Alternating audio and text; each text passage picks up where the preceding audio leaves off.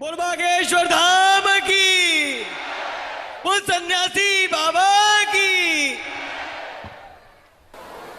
महाराज जी प्रणाम करता हूं आपके चरणों में।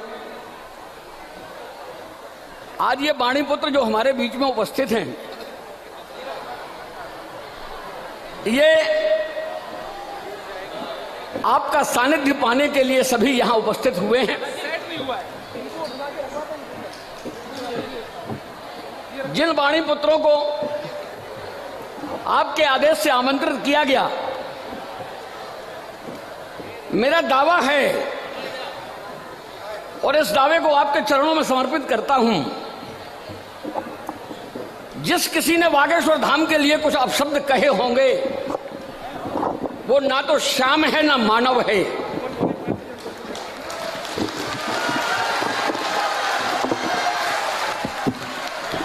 ये बुंदेलखंड की धरती है मनोज जी। इस धरती पर अगर तुलसी ने जन्म लेकर रामचरितमानस लिखा, मैं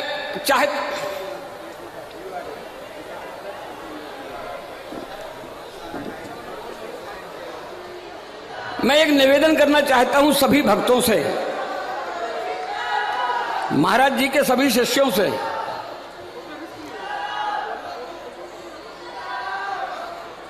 जिनकी कृपा प्राप्त करने के लिए हम सभी एकत्रित हुए हैं, मैं सभी शिष्यों से हाथ जोड़ के अनुरोध करना चाहता हूं, उनका आशीर्वाद सभी शिष्यों के साथ में है, सभी भक्तों के साथ में है, लेकिन कृपा करके मेरे महाराज को, मेरे आराध्य को मेरे सामने रहने दें। मैं कह रहा था कि जिसने भी आलोचना की है, ये बुंदेलखंड की धरती है। अगर रामचरितमानस लिखने का हमें सौभाग्य मिला है तो इस धरती बुंदेलखंड को मिला है। अगर 52 युद्ध किसी ने जीते हैं तो महाराजा छत्रसाल ने इसी बुंदेलखंड की धरती से जीते हैं। लोग बागेश्वर धाम की चर्चा करते हैं, हमसे कहा करते हैं कि अभी उनकी उम्र क्या है। हमने कहा बालक हनुमान ने सूर्य को निगल लिया था, याद है तुमको?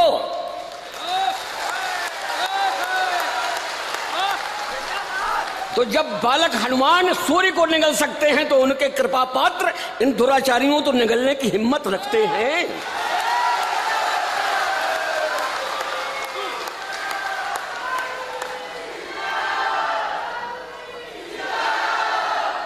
और मनोज जी,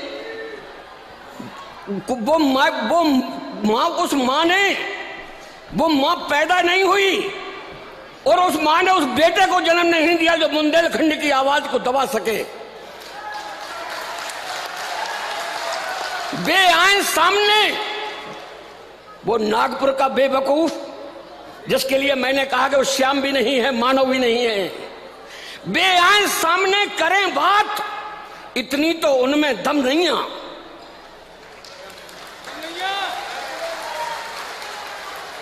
वे आए सामने, करें बात, इतनी तो उनमें दम नहीं आ, जो बागेश्वर को धाम जगत भर के धामन से कम नहीं आ।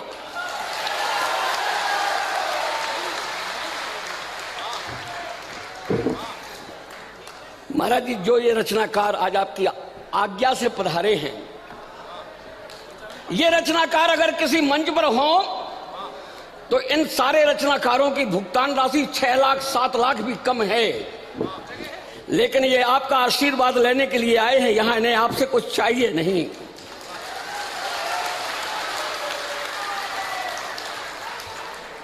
धनराशि तो हम कहीं से भी ले लेंगे, लेकिन वासे बागेश्वर धाम की कृपा, उनका आशीर्वाद सब जगह नहीं मिल सकता।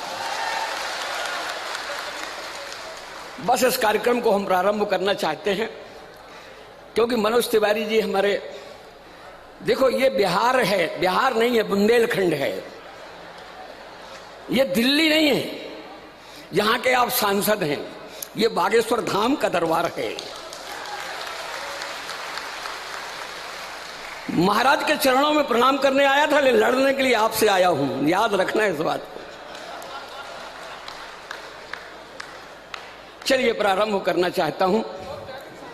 हाँ मालूम है, गौरव कह रहा बहुत प्यारे इंसान है, इसने गौरव में महाराज एक बागेश्वर धाम पर कविता लिखी, 10 लाख लोगों ने शेयर की, 10 लाख लोगों ने सुना। आज वही कविता प्रस्तुत करने के लिए ये यहां आया है। अरे तो आप महाराज का आशीर्वाद तो यहां से प्रणाम करोगे तो मिलेगा, वहां जाके करोगे तो भी मिलेगा।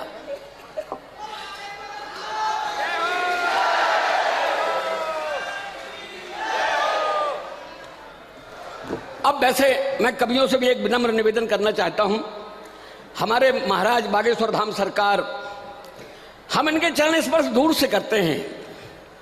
मतलब ये नहीं है कि वो हम उनके चरण छू नहीं सकते, हम उनके चरणों की धूल हैं, हम उनके चरणों में ही हैं।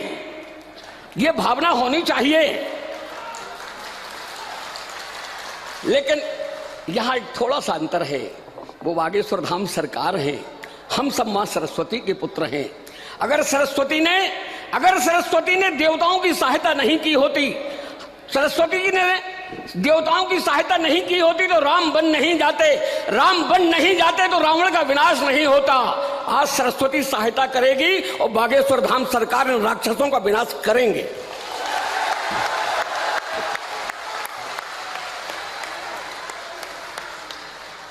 मैं महाराज जी बागेश्वर धाम दरबार की तरफ से इन कवियों के लिए एक एक पट्टिका और एक एक स्मृति चिन्ह, नहीं वो स्मृति चिन्ह तो मैंने हैं इसमें, सभी वाणी पुत्रों से अनुरोध है। मैंने महाराज जी से निवेदन किया, उनकी कृपा मुझ पर अद्भुत है, पता नहीं क्यों इतना स्नेह करते हैं, इतना सब कुछ करते हैं। मैं ये तीसरा कवि सम्मेलन कर रहा हूं इस मंच पर। महाराज जी एक निवेदन करना चाहता हूं। इस कार्यक्रम का जब तय हो गया कि करना है, मेरे पास एक नहीं कम से कम 150 फोन आए कि मुझे बागेश्वर धाम बुला लो। मैंने उनसे एक निवेदन किया कि आज ये कार्यक्रम होने दो इन कवियों के द्वारा। 3 जुलाई को गुरु पूर्णिमा को जब हम कवि सम्मेलन करेंगे तो हम तुम्हें फिर बुला लेंगे। ये मैंने आपके कानों में बात डाल दी है, मैंने वो कार्यक्रम करना है।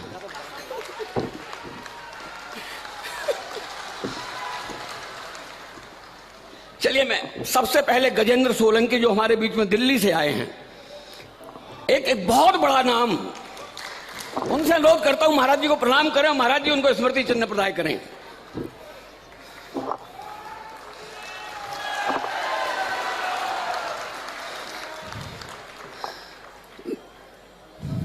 महाराज जी एक ऐसा गीतकार, आपने कुमार विश्वास को सुना होगा, आपने बहुत सारे गीतकारों को सुना है। आप ही निर्णय करते हैं कि इस मंच के लायक कौन हैं। लेकिन एक गीतकार मैनपुरी की धरती से हमारे बीच में बलराम श्रीवास्तव उपस्थित हुआ है। मैं बलराम से अनुरोध करता हूं कि महाराज जी को प्रणाम करें और स्मृति चिन्ह लें।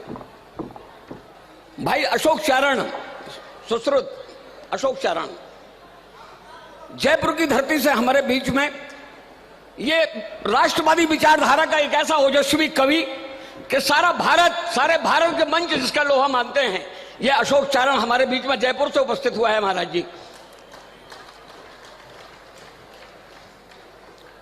फिर मैं अनुरोध करना चाहता हूं, गीतों का एक ऐसा राजकुमार, गीतों का एक ऐसा कवि जिसने मर्यादा पुरुषोत्तम राम पर, अखिल ब्रह्मांड नायक राम पर एक ऐसे गीत लिखे हैं जिन गीतों को सुनकर के हमारा सर अपने आप मर्यादा पुरुषोत्तम राम के चरणों में झुकने को बेबस हो जाता है। मैं भाई अमन अक्षर से अनुरोध करता हूं कि वो महाराज जी को प्रणाम करें और उनके हाथों ये स्मृति चिन्ह लें। लोग कहते हैं कि जब कमल खिलता है तब हमारे मनोज तिवारी जी को बड़ा सुख मिलता है, लेकिन जब कमल आग्नेय हो जाता है तो बड़े बड़े लोगों को धराशायी भी कर सकता है। कमल आग्नेय जो गाजियाबाद की धरती से हमारे बीच में उपस्थित हुआ है, मैं चाहता हूं कि वो भी महाराज जी का आशीर्वाद लें और स्मृति चिन्ह लें।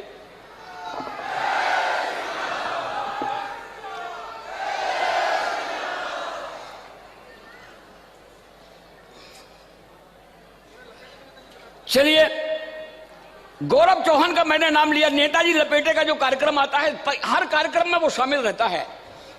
आज वो यहां लपेटने के लिए आया है दुराचारियों को और उन राक्षसों को, उन रावणों को जो सनातन धर्म पर प्रहार कर रहे हैं। मैं गौरव चौहान से अनुरोध करता हूं कि वो भी महाराज जी के पास जाएं और स्मृति चिन्ह और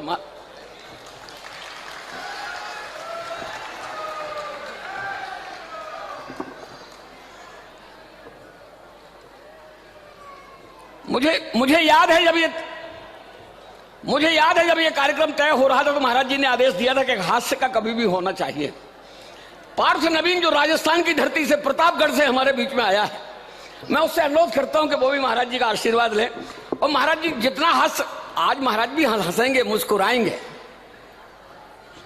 लोग कहते हैं कि महाराज जी हमेशा ऐसी बातें करते हैं, लोगों को भड़काने की बात करते हैं। लोग, महाराज जी तो कभी कभी विनोद की बातें भी करते हैं, हंसने हंसाने की भी बातें करते हैं।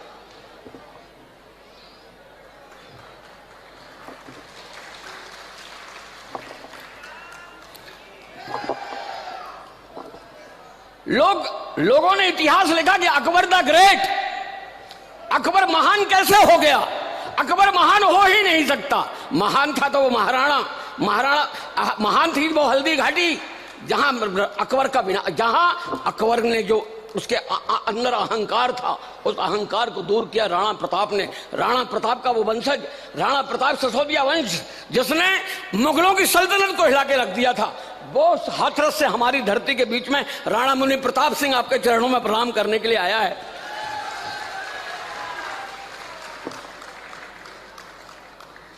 ये इसका सौभाग्य महाराज, ये तीसरी बार आपके सामने उपस्थित हुआ है।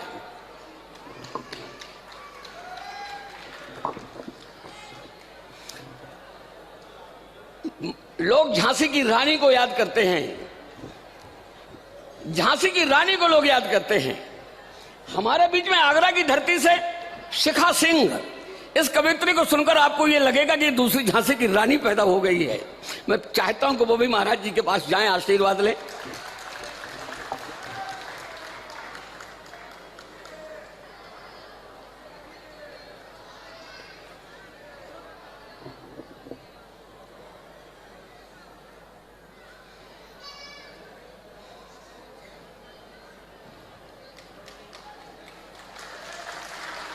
महाराज जी जब उससे मिलते तो कहते सुश्रुत संहिता लिखी गई थी। वो सुश्रुत त्रिपाठी भी खड़ा है आपके सामने।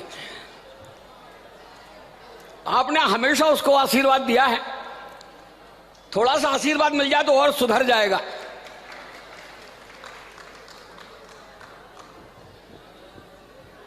महाराज एक बागेश्वर धाम की तरफ से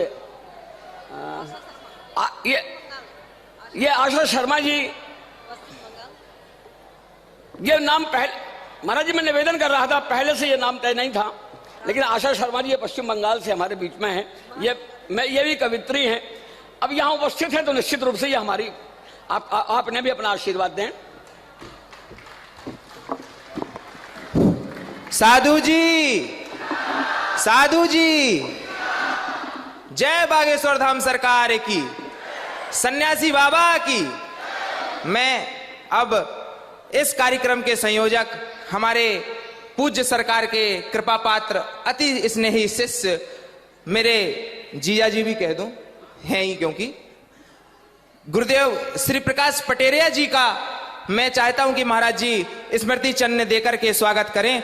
और मैं निवेदन करता हूं आदरणीय गुरुदेव प्रकाश पटेरिया जी से, और एक बार यहां जितना जनमानस है, एक बार जोरदार तालियों के साथ, जिन्होंने इस कवि सम्मेलन को सजाया है, जिन्होंने महाराज जी के आदेश पर इस कवि सम्मेलन के लिए काव्य जगत के वो मोती चुने जो इस मंच के लिए उपयुक्त हैं। मैं चाहता हूं एक बार जोरदार तालियों से हम सभी इस हिंदुत्व की अलग जगाने वाले हमारे गुरुदेव, राष्ट्रीय कवि, महाकवि श्री प्रकाश पटेरिया हृदय जी का स्वागत करें। और महाराज जी से निवेदन करता हूं कि उनका स्मृति चिन्ह देकर उनको अनुग्रहित करें। बहुत बहुत आभार।